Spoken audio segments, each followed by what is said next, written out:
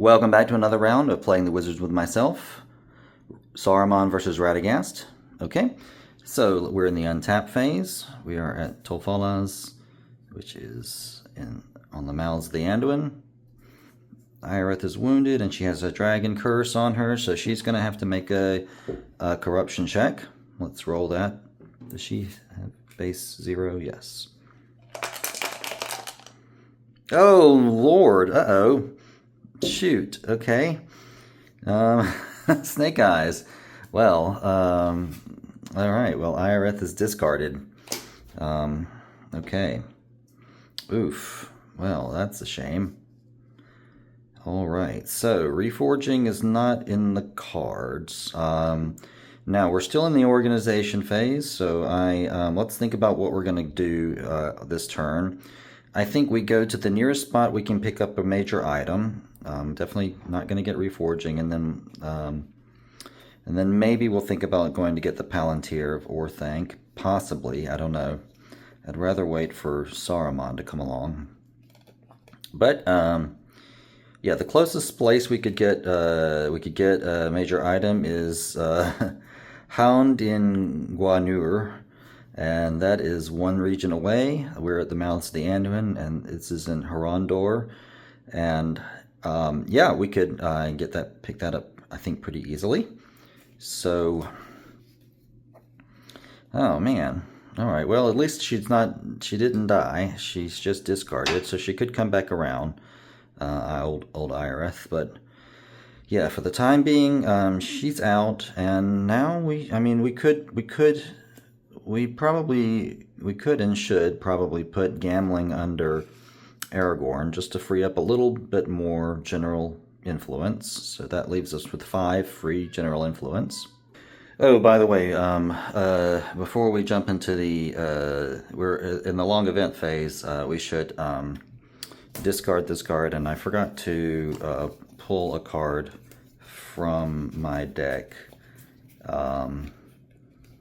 And so, why don't we pull the Rain Drake back in? They seem to be heading around the coastal areas, so let's pull the Rain Drake back in. That would have happened at the end of our turn. Should have happened at the end of our turn last time, but there we go. Okay. And okay, so now we're back over here, and we're finished with our organization phase, and so we're going to head to Hound in Gondor, and the site pass is coastal, wilderness, and we can draw 2, our opponent can draw 2. Saruman. Okay, excellent. So we've got a lot to do. I like all these cards. We're probably, now that Saruman is in the hand, we'll probably have him come out at Isengard and pull the Palantir. Meanwhile, yeah, I think a lot of these cards will be useful. So I think we'll stop there. Okay, and we can draw up to 2. Now, none of the cards that we currently have in our hand can be played against them. So, River, all right. Land Drake. Okay. The Land Drake can be played. All right. So, let's see. They only have the Rangers are Aragorn and Éomer. So if I play River first, playable on a site if the company that has moved to this site does not tap a Ranger. Okay, so they can choose to wait until the end and see. But maybe if I can coax them into tapping somehow. The Landrake can choose its defender, so I might, maybe if I put a kind of nasty attack on one of their characters, and then perhaps get them to tap. That's a thought. Let's try that. Gotta try something. So, okay. We're going to play Landrake, and we're going to buff its prowess by 2 by playing... oh, hold on a second. Now, Dragon's Desolation, it says that it can buff. Alternatively, it can be played on a Ruins and Lair, which they are going to, that has 2 Wilderness in the side path. Oh, only 1 if Doors of Night is in play. Man. Okay. So if Doors of Night had been in play, we could literally play. All right, that's all fine. We'll just use it. The prowess buffing. We'll just use the prowess buffing ability of the card and have a one strike of 10. Attacker chooses defender, and have it. Let's choose Éomer.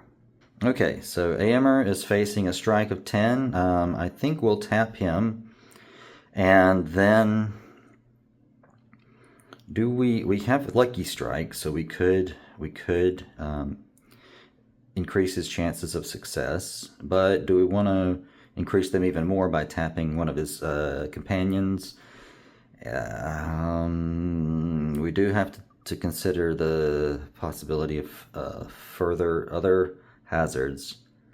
Okay, what I think I'll do is I'll tap Gambling to give him a +1 prowess modifier, bringing his prowess up to 4 to beat a 10, and then I'll play Lucky Strike.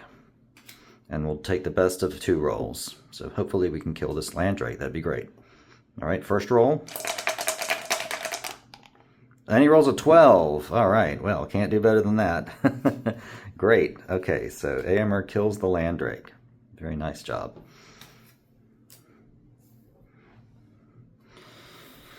And we still have Theoden and Aragorn untapped. Okay. Back on this side. All right. And now we can play... Oh, yeah. Lucky Strike is discarded. And now we can play River. So this is playable on the site. Makes sense. They're crossing the Anduin at the mouth, which would be pretty challenging, I'm assuming. So, yeah. Aragorn must tap, or else he... is... they can't do anything at the site. Okay, so let's just... that's all we're going to play. That's all we're able to play. So Aragorn taps to be able to do something at the site. Let's see, when does that have to happen? If they have moved to the site, does not tap a ranger, do nothing in its site phase. Okay, so they're going to tap, and then... yeah. Alright, back over to their side. Oh, they've arrived, so we can draw up. Fog. And now we're at the site, but we have a bit of a problem because if we enter the site, we face a one-strike prowess of 10. And then we still need someone to remain untapped, or otherwise we can't do anything. Okay, so we may not be able to do anything this turn, because if I don't tap Theoden, and even if he taps his shield, he's going down to a prowess of 3. I don't want to face a 10 prowess strike with Theoden in that situation. So we may not be able to do anything. Okay. Alright, site phase, we're going to do nothing, and now we're at the end of turn phase, and we can discard something and draw. I may discard Reforging. We can pull it back in the future. Should I? I might do that. For long, okay. Let's see. I like these cards. The Gold Belt of Lorien. I don't know. I think priority of things to do would be the Men of Northern Rivanion, then the Hallbrook, the Men, these two, and then this is later. Buffer. I don't want to have this sitting in my hand. I mean, it's unlikely that we're going to be able to play a Winged Cold Drake on them, honestly, given where they are. Let's discard that. Men of Dale. All right. Super. Okay. We're going to go on a faction spree. All right. And so that is the end of their turn. And now we're back over here with this team who's in Orver Hollow. And everyone untaps. I think we currently have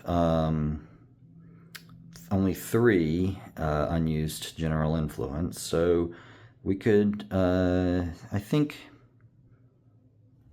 we should put, no, we can't put Erkenbrand. Okay. There's no shuffling this around, really, is there?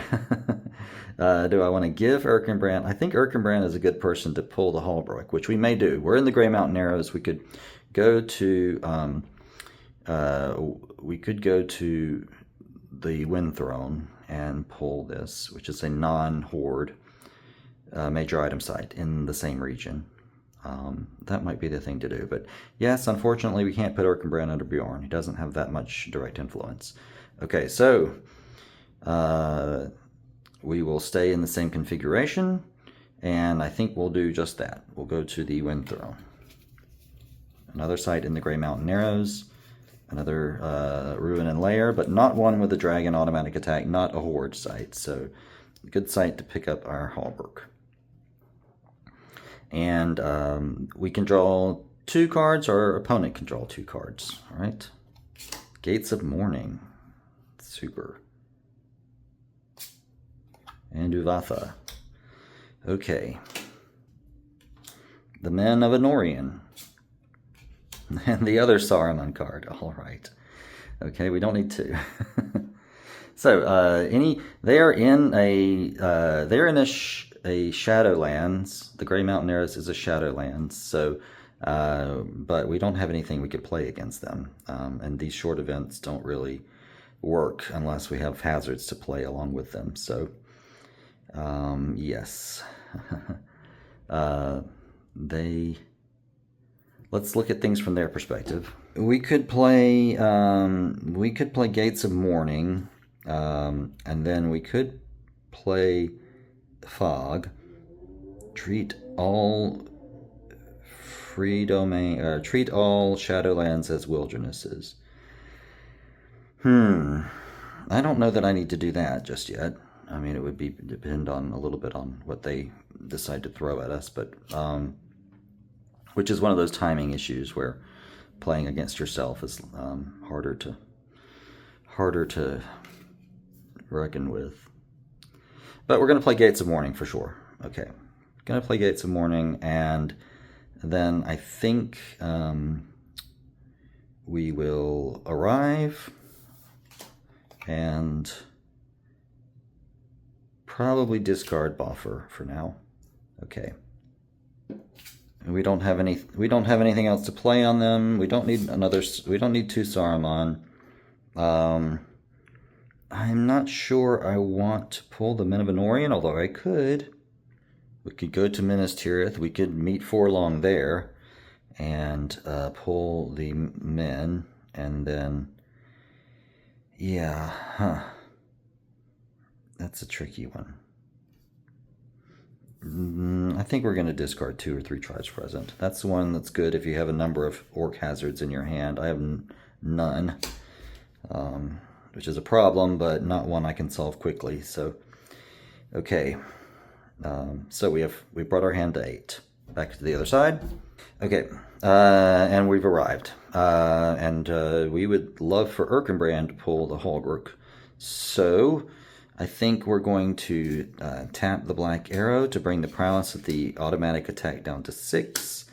And we can tap Gimli, Haldir, and Beorn.